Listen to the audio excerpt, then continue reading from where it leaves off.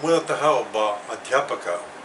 ಪ್ರಾಥಮಿಕ ಶಾಲೆ, ಮಾಧ್ಯಮಿಕ ಶಾಲೆ, ಪದವಿ ಪೂರ್ವ ಒಂದು ಕಾಲೇಜು, ಇಲ್ಲೆಲ್ಲ ಅವರು ಅಧ್ಯಾಪಕ ಉಪನ್ಯಾಸಕನಾಗಿ ತನ್ನ ಶಿಕ್ಷಕ ವೃತ್ತಿಯಲ್ಲಿ ವಿಶೇಷವಾದ ಸಾಧನೆ ಮಾಡಿದವರು. ಮಕ್ಕಳ ಪ್ರೀತಿಯನ್ನು ಗಳಿಸಿದ ಕಾರಣವೇ ಮಕ್ಕಳ ಕವನಗಳನ್ನು ಅವರು ತುಂಬ ಬರೆದರು. ಕನ್ನಡದಲ್ಲಿ ಬರೆದರು, ತುಳುವಿನಲ್ಲಿ ಬರೆದರು. ತುಳುವಿನ ಬಗ್ಗೆ ಅವರಿಗೆ ಅಪಾರವಾದ ಪ್ರೀತಿ ಇತ್ತು.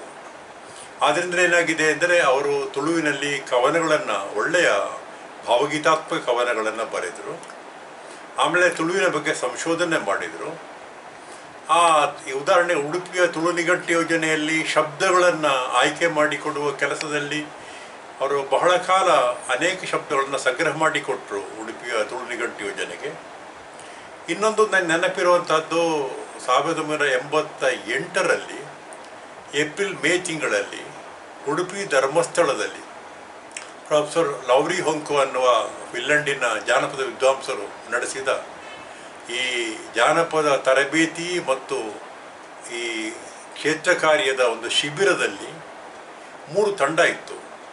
ಒಂದು ತುರ್ಕು ತಂಡ ಅಂತ, ಅದು ಫಿನ್ಲೆಂಡಿನ ಒಂದು ಯೂನಿವರ್ಸಿಟಿ. ಹೆಲ್ಸಿಂಕಿ ತಂಡ ಅನ್ನೋದು ಅದು ಫಿನ್ಲೆಂಡ್ ಒಂದು ಯೂನಿವರ್ಸಿಟಿ. ಇನ್ನು ಬರ್ಗೆನ್ ತಂಡ, ಅದು ನಾರ್ವೆ ದೇಶದ ಒಂದು ಯೂನಿವರ್ಸಿಟಿ. ಈ ಬರ್ಗೆನ್ ತಂಡದಲ್ಲಿ ನಾನು ಮತ್ತು ನಾರ್ವೆ ಒಬ್ಬ ಪ್ರೊಫೆಸರು ಬೆಂಟೆ ಆಲ್ವೆರೆನ್ ಅವರು ಅದರ ಮುಖ್ಯಸ್ಥರಾಗಿದ್ದೆವು. ಅದರಲ್ಲಿ ಒಂದು 6-7 ಜನ ಇದ್ದರು.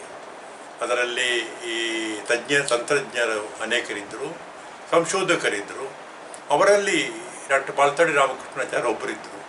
ಅನೇಕರು ಸ್ವಲ್ಪ ಯುವಕರು ಹೊಸೊಬ್ಬರಿದ್ದರು. ಆದರೆ ಪಾಲ್ತಾಡಿಯವರು ಸ್ವಲ್ಪ ಹಿರಿಯರಾಗಿದ್ದರು. ಎಲ್ಲರ ಹಾಗೆ ಭಾಳ ಉತ್ಸಾಹದಿಂದ ಕ್ಷೇತ್ರ ಕಾರ್ಯ ಮಾಡ್ತಾಯಿದ್ರು.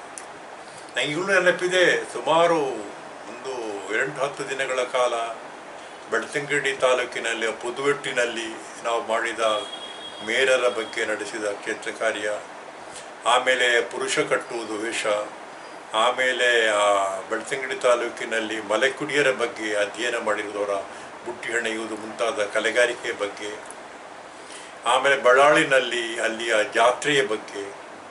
ಇನ್ನೂ ಬಹಳ ಅದ್ಭುತವಾದ್ದು ನನಗೆ ಕಾಣಿಸುವುದು, ನಾವು ಅನಂತಾಡಿಯ ಉಳ್ಳಾಳ್ತಿ ಮೆಚ್ಚಿಯನ್ನು ನಾವು ಡಾಕ್ಯುಮೆಂಟ್ ಮಾಡಿದ್ದು.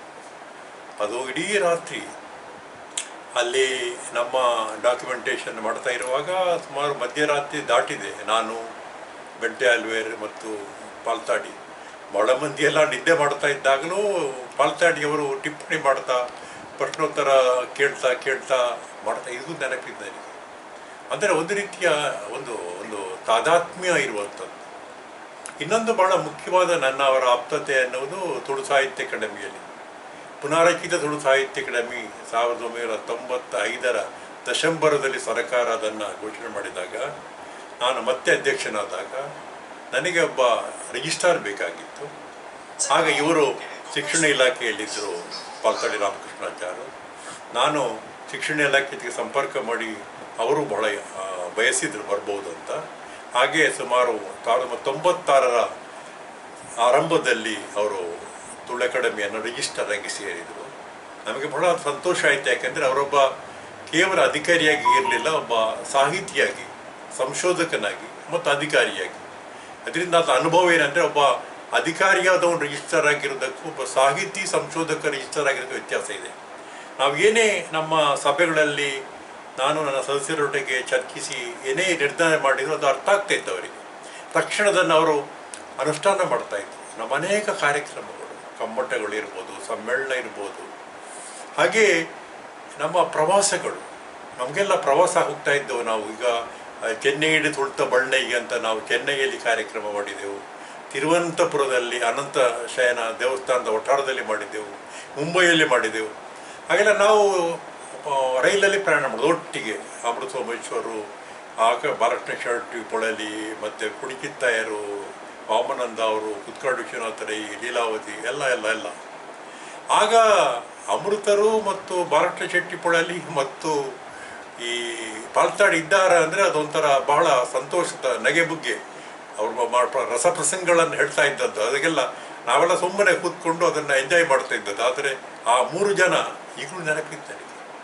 ಆದ್ದರಿಂದ ಏನಾಗ್ತಂದರೆ ಬದುಕಿನಲ್ಲಿ ಅವರ ಅನೇಕ ಸಂಕಷ್ಟವನ್ನು ಪಡೆದರು, ಆರ್ಥಿಕವಾಗಿ, ಕೌಟುಂಬಿಕವಾಗಿ. ಆದರೆ ಅವೆಲ್ಲವನ್ನು ಮೀರಿ ಒಂದು ಅವರ ಆರೋಗ್ಯ ಬಹಳ ಕುಂಠಿತ ಆದ ಬಳಿಕವೂ ಕೂಡ ಅಕಾಡೆಮಿ ಅಧ್ಯಕ್ಷರಾಗಿ ಒಳ್ಳೆಯ ಕೆಲಸ ಮಾಡಿದರು. ಬಹಳ ಒಂದು ಮುಖ್ಯ ಮಾತು ಹೇಳುವುದಾದರೂ ಕೂಡ, ಈ ಶಾಲೆಗಳಲ್ಲಿ 3ನೇ ಭಾಷೆಯಾಗಿ ತುಳುವನ್ನು ಸೇರಿಸಬೇಕನ್ನುವ ಮೊದಲ ಉಪಕ್ರಮವನ್ನು ಸ್ಟಾರ್ ಮಾಡಿದವರೇ ಪಳ್ತಾಡಿಯವರು. ಅದು ಈಗ ಆಮೇಲೆ ಮುಂದುವರಿಯಿತು, ಮುಂದಿನ ಅಧ್ಯಕ್ಷರು ಅದನ್ನು ಮುಂದುವರಿಸಿದರು.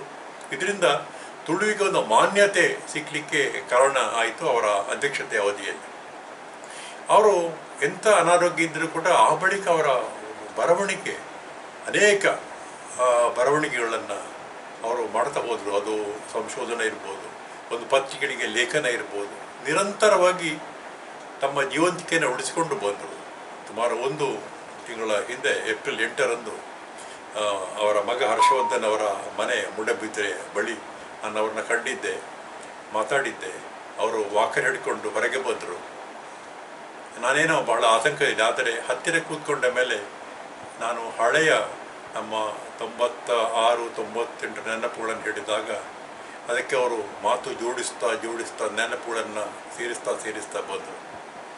ಅಂತ ಒಂದು ರೀತಿಯಲ್ಲಿ ಪ್ರೀತಿ, ದುಡಿಮೆ ಮತ್ತು ಒಂದು ಸಂಸ್ಕೃತಿಯ ಕಾಳಜಿಯುಳ್ಳ ಅಪೂರ್ವ ವಿದ್ವಾಂಸ ಡಾಕ್ಟರ್ ಪಾಲ್ತಾಡಿ ರಾಮಕೃಷ್ಣಾಚಾರ್ಯ.